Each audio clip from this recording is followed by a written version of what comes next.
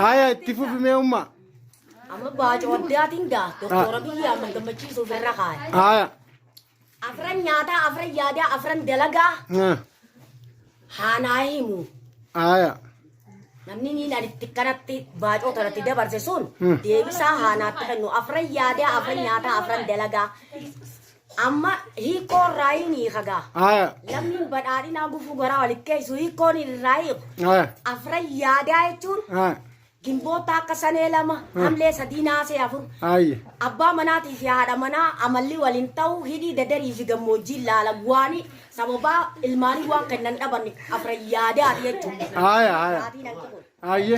Afran nyaataa jechuun maskaramtaa akka tiqimti lama idaan sadiitti isaas afur sareen eegee fuuti gogorriin baarree qabdi afran nyaataati. Abbaan manaatii haati manaa waliin gammadan. Afran dalagaa jechuun xarritaa akka yakkaatiin lama maggaabii sadii maaziyaa afur dhiirti qara buqaafti dachi dongorti dubartiin kacha gootii hojja dhaabdi urkaan irraan qorqu afran dalagaati.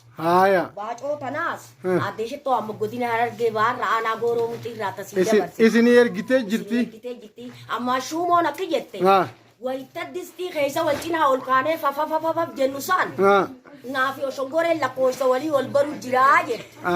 Ogumsa waardiyaan raaxaayaa jette ijoolleen harka nu fakkeessee maqaa nu narrabsini. Shuumootu kana jedhe. Shuumoon akkana jedhe. Wayita nuti gosa wal barree lakkoofsa walii wal fudhannee ziis jennee distii keessa gattee eenye saan. Boqaddaa gurradhaa saanaa gurradhaa nu jala siqaan kan takka distii keessan sossoomi jette shuumoon. Shuuroon akka jette. Wayita cabaan irraa baasan cabaa akka shukkaraa kana walak gootee intalti faatuma rasuula gunoo kakorsuu deemtu san jette kan. Muka jala guurtee bishaan oguu falak goote san oguu caccabaatti naqan. Taktakanii oguu wal keessa oreessan ficaatti naqanii oguu gara nagalchan si saay shukkar jeetiin kokorsaa gadhiisaa itti bilchaadheetiin jira. Oguu san. Irrumaana dhoobaa saanatti sammuuti jagargar na badhaa jiidhanarra kaayaa akkam beela yoo gusadi na liqimsa harkuma na tolu qotaa saanumatti na faayette. Boqaddaa guurratanii saaraa guurratanii ni jala siitanii maqaa na narrabsinaa jette. Suurootu kana jee. Suuroo na kale. Biddeenni immoo torba kayeetiin torba du'eetiin torba ka'aa haamiqeela addaa fixadheetiin jiraa dikka jimaa qabaatanii ifumaa qixxinfinna gootanii.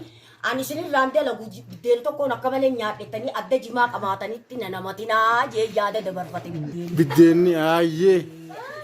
Akkana dhaamsu baacoon tulis. Godina harargee baarra aanaa gooroo muxiirraa uummata oromootiif ergamte. Uummata oromooti addeeshittoo aammata. Ergite. Galatoomii jennaan addeeshittoo aammata umrii dheertu rabbi si haa kennu ayyoo harargee hedduu namatti toltaa.